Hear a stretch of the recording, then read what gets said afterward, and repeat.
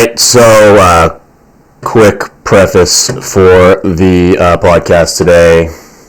My microphone was not recording audio for the first 10 minutes of recording. So I'm going to do my best to dub myself over. So yeah, I hope y'all enjoy it.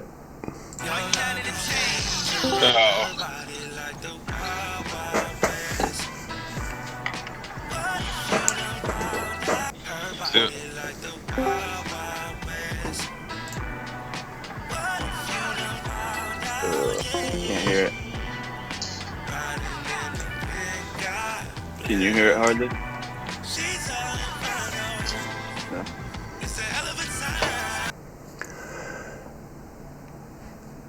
Hello and welcome to the Sunday Funday podcast, the official podcast for Wild Wild West Fantasy Baseball. I'll be your host today, Illinam Chilpet, Kineiform's Milkman, creator of the Gallon Challenge, joined alongside my favorite member of the Bubblegut Blender Boys, Mr. Austin Harley. How are we doing today? Fantastic. How you doing, Alan? Doing great. I mean, fuck my life. Yeah. You were meant for this. No, I wasn't. I fucking suck. Yeah, hey, here's Dawson, by the way. This guy sucks. I can't remember what I was saying.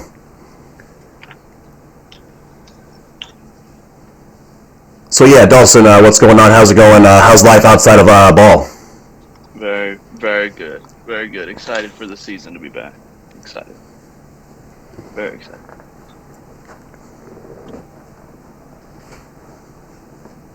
Yeah, this guy won't shut the fuck up. Life is amazing. Got married in the past year. Got married last June, so life is fantastic. Nothing better than that. So, other than that, till we have, little ones running around, everything's good to go for now. Everything's good to go. Is this a pregnancy announcement? No. Nope. Until that can be announced. Until that can be announced. There we go. Yeah. Why would you ever do that? That's so dumb. Yeah. No. I don't think I would make that announcement as much as I love the Wild West on this podcast here, but maybe. This is so cringe watching me talk to myself. Yeah, I know, right? 10 views. Yeah, so cringe. 10 views. 10 views. All right. Well, I guess I don't know what I'm saying, but probably along the lines of what is your strategy this year after free falling from your high horse to the bottom quarter of the league? As we wait for me to finish this long-worded question. This is so cringe, guys.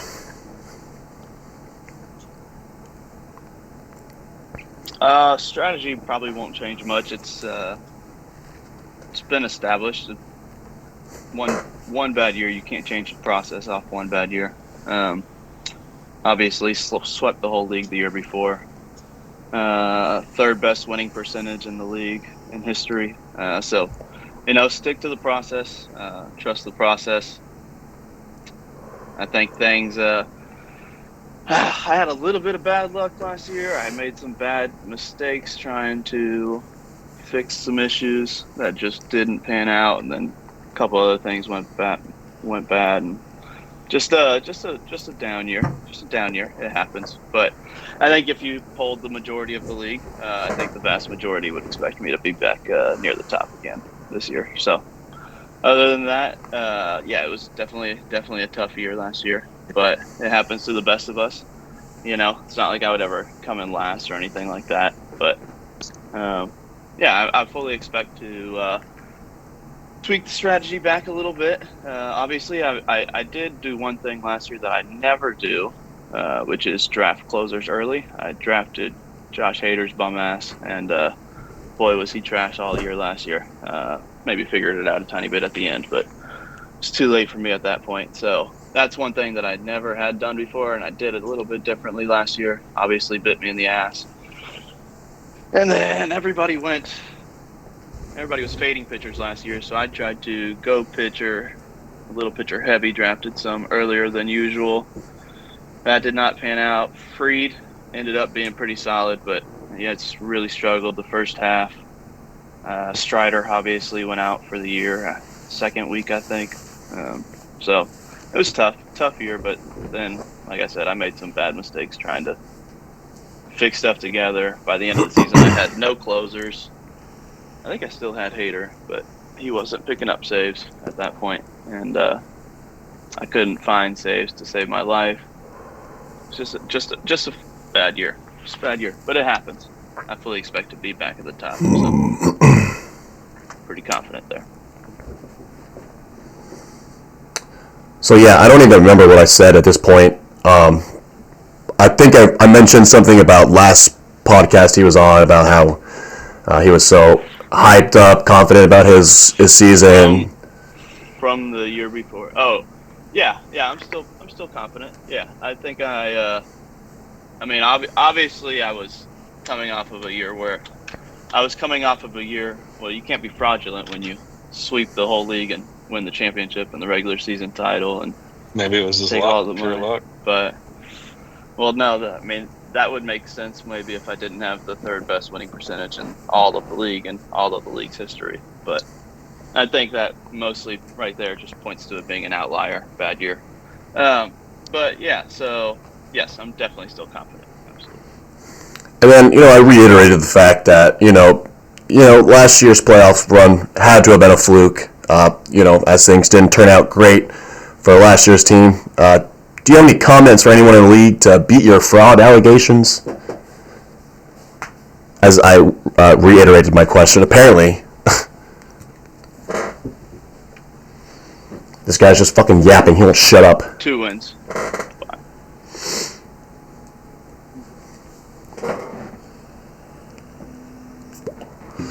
So cringe. This won't happen again, by the way.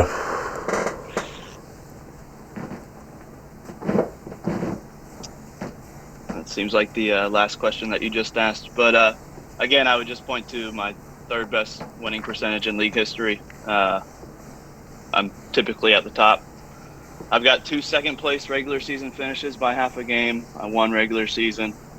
Yeah, I had bad luck in the playoffs a lot in the past as well. But no, as long as I trust the process, keep the winning percentage high, win a lot more games than I lose, I think I'm gonna be good. So. Before I asked the Sneetch's question, I just came up with the question. But you set the market this year for the first time ever, a keeper being kept that you can be traded. And obviously, you traded Gunner to Holton. So you set the market. Do you think, in your eyes, now looking back at all these other trades that have happened with other keepers being traded, do you think you won that trade currently still, or do you think maybe you could have gotten more? I maybe could have gotten a little bit more. Did I win the trade? I don't think it's really winning a trade with the trading players for picks. That's more of just like getting value, right? Obviously, I have Skeens in the 22nd round this year, so keeping Gunner was never going to be an option. But could I have gotten a little bit more for him? Maybe. But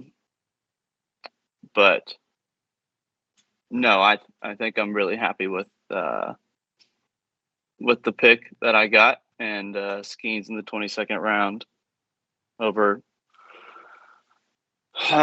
trying to let somebody else make a trade. Then maybe somebody else makes a trade. Then maybe people aren't trading for keepers anymore because you only get one keeper. So had to make something work there as well while I had the chance. And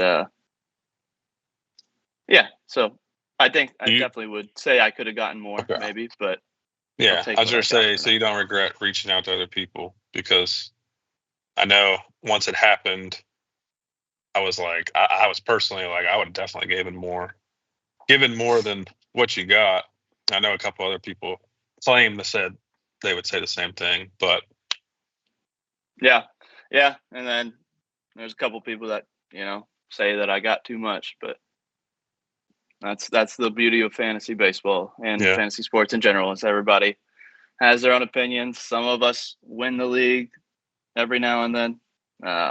Some of us try to win the league every now and then. So right now I'm on the win the league every now and then side. So hopefully I stay there and like to get back there this year. Plan to be in contention for that.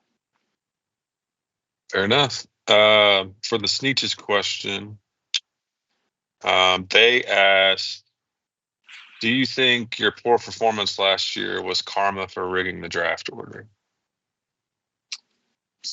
That is a funny question. But everybody knows I didn't rig the draft order. But that is, I think, again, no, I just, again, well, I guess it points out that it is a rare occurrence for me to have a bad year if it's karma for something that I did.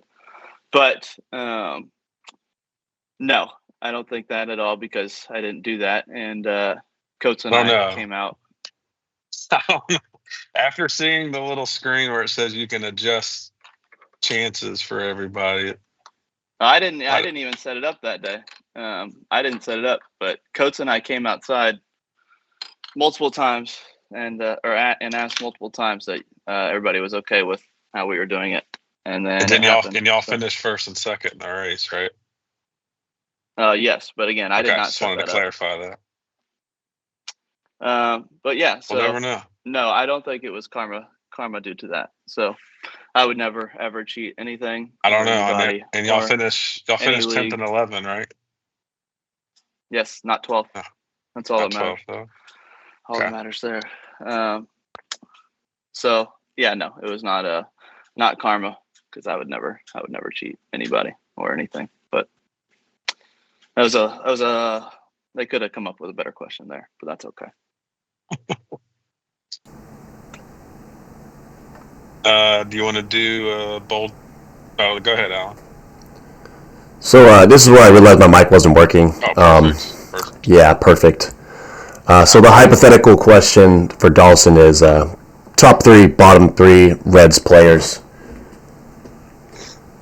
which was basically me just trying to buy time to figure out why my mic wasn't working. Top 3, like top 3, I would say, as in like talent or like how much I love them, or like. Okay. Top 3, how much I love them. Well, I guess if we do that, it would just really be players that have played during the Reds in my lifetime. So we'll just do best Reds. I would say Johnny Bench is probably one of the best Reds of all time.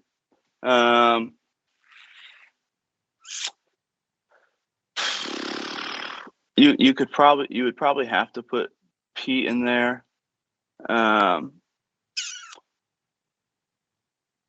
You would probably have to put him in there. I mean, Votto won an MVP. You would probably have to put him close. Barry Larkin won an MVP. You probably have to put him near the top. Frank Robinson won a Rookie of the Year, won an MVP. Yeah, at this point, I didn't even care. Put him somewhere up there. What was going on? I'm like, my mic wasn't working. Fuck. Pete Rose won Rookie of the Year. He's the hit king. Ted Kluszewski, bomb after bomb. I don't know. I would probably my top 3 would probably be Johnny Bench, Pete Rose, and then it's probably a tough one between Larkin or Votto after that. I mean, if you want to just list the whole Big Red Machine, you can, but it's crazy you didn't name Sean Casey. Sean Casey, yeah, I mean, he was great, but his number's not even retired by the Reds, so that wouldn't make sense. He's the reason I wear 21. I love 21 is my favorite number as well, so that's a great number. But yeah, no, Sean Casey, I love him. My mom played on Sean Casey's wife's tennis team for 1 year when I was a kid. But Yes. No, he's not one of the best Reds of all time. Worst Reds of all time in my life. I'll just go, based off my life. Mike Moustakas. That was a horrible 4 years, $64 million. He was just god awful for his whole time here. After that, I would probably say worst Reds. Billy had great defense and great speed, but boy, he was tough to watch at the plate. But obviously, he was good at what he was meant to be here for. But Corky Miller was not very good as a catcher. But we all seemed to like him a lot. Fans seemed to like him a lot, but he was never very good. And then I'm going to go Santiago Espinal. Just to name a player on the current team who's absolutely terrible. But all right.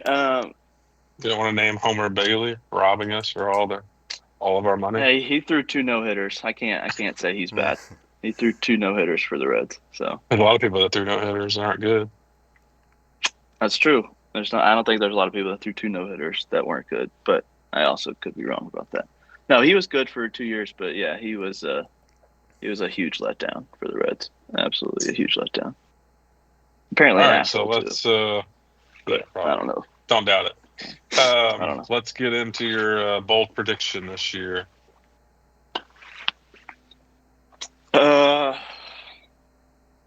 Other than the Reds winning the Central, I don't know if that's very bold though. But with Tito at least. But bold prediction fantasy wise, I didn't really have one prepped, but I would definitely think that somebody whose name is already on the trophy will probably go back on the trophy again. But then I would also think that I think Connor's going to miss the playoffs again. I don't know. He might not be very good anymore. But then again, I had a bad year last year, but he's had a bad 2 years. I don't know. He finished last place last year and then didn't win a game, I don't think, for the whole second half of the year before. So I'd say Connor misses the playoffs again. And somebody whose name is already on the trophy is definitely going to be on the trophy again. I like it. Do you want to do your accountability for this year?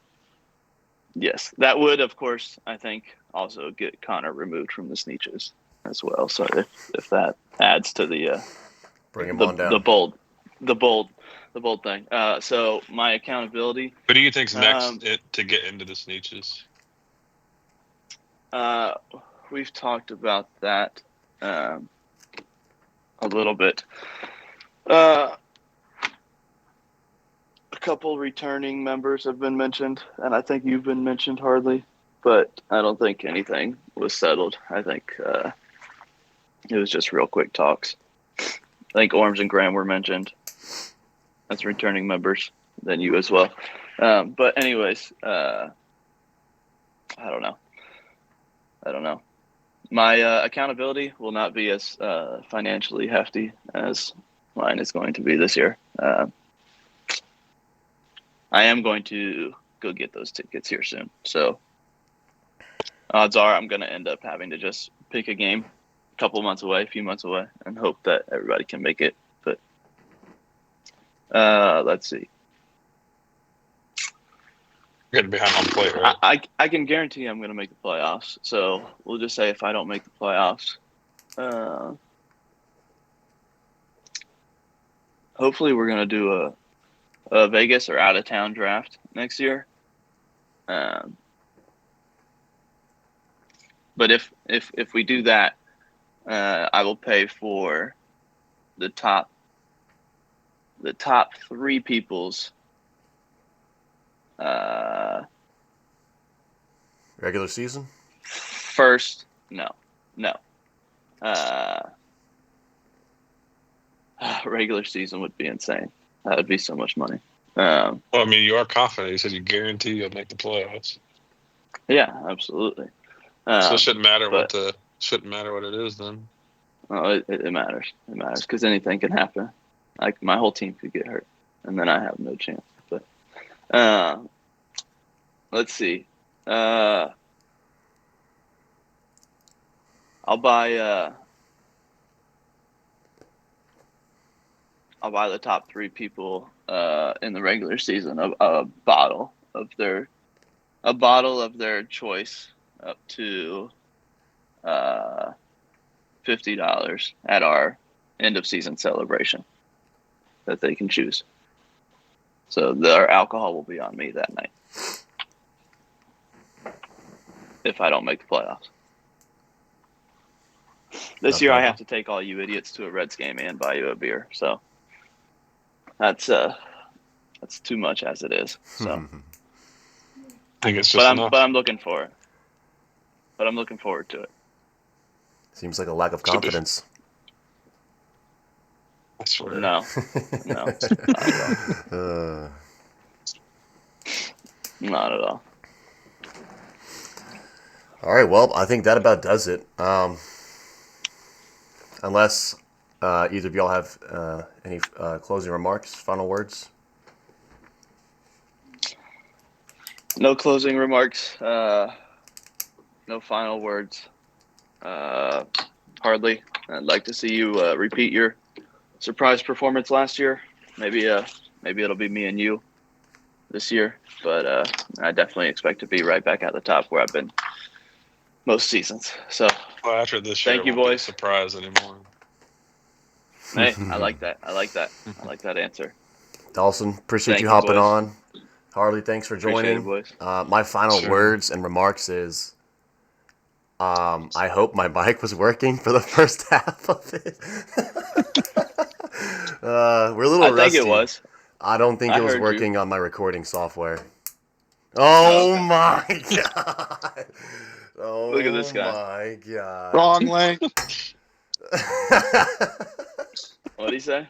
Wrong link. Wrong link. Well, All right, yeah, so well, funny. in all seriousness, I really do hope my mic was working because I just checked it like halfway through and it said audio not detected. So we'll see. I might have to subtitle it. So yeah, first Well. game on. It's not looking too good, but we'll be all right. Awesome. All right, All see right. you guys. Appreciate it. All See right, you, bro. boys. Look at this Also, I got a ugly new son of a rival. bitch. I got a new rival now, so that's an automatic free dub with Carlin as my rival week 1 every year. So Congrats. love it. That's awesome. All right, see ya. See ya. We get to look at this ugly mug now. I'm leaving that. Good God. Hey, Rocket League, let's go.